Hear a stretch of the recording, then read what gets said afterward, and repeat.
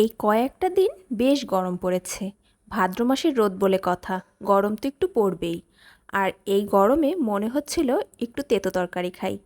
তার জন্য আজ তৈরি করেছিলাম ইলিশ মাছের মাথা দিয়ে উচ্ছে আলুর ঝোল। এই তরকারিটা খেতে কিন্তু বেশ ভালো হয়েছিল। আমার মনে হয় যারা একটু উচ্ছে খেতে পছন্দ করেন তাদের কাছে খুবই ভালো লাগবে। তাই আমি প্রথমেই এই রান্নাটা করার জন্য কিছুটা পেঁয়াজ ও মরিচ বাটা ভালো করে তেলের ভিতরে কষিয়ে নিয়ে তার ভিতরে হলুদের গুঁড়ো, মরিচের গুঁড়ো, লবণ, জিরা গুঁড়ো দিয়ে মশলাটাকে ভালো করে কষিয়ে নিলাম। যখন তেলটা একটু ভালো করে ভেসে উঠেছিল তখন আমি এর ভিতরে দিয়ে দিয়েছিলাম ইলিশ মাছের মাথার টুকরোগুলো, দিয়ে কিছু সময় একটু ভালো করে কষিয়ে নিয়েছিলাম।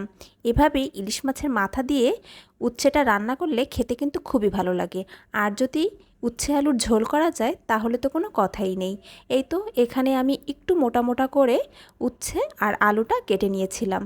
মাছটা কষিয়ে নেওয়ার পরে উচ্ছে আর আলুটাকেও খুব ভালো করে কিছু সময় একটু কষিয়ে নিয়েছিলাম। তারপরে এর ভিতরে দিয়ে দিয়েছিলাম পরিমাণ মতন ঝোলের পানি, দিয়ে তারপরে আমি ঢাকন দিয়ে এটাকে কিছু সময় ঢেকে রেখেছিলাম যতক্ষণ না পর্যন্ত উচ্ছে আর আলুটা ভালো করে সেদ্ধ হয়।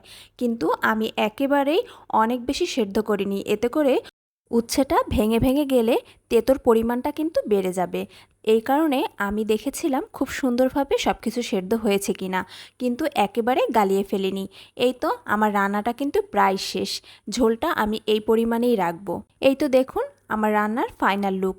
রান্নাটা কেমন হয়েছে অবশ্যই জানাবেন, কিন্তু খেতে কিন্তু খুবই ভালো হয়েছিল। আশা করছি ভিডিওটি আপনাদের ভালো লেগেছে। সবাই ভালো থাকবেন। আল্লাহ হাফেজ।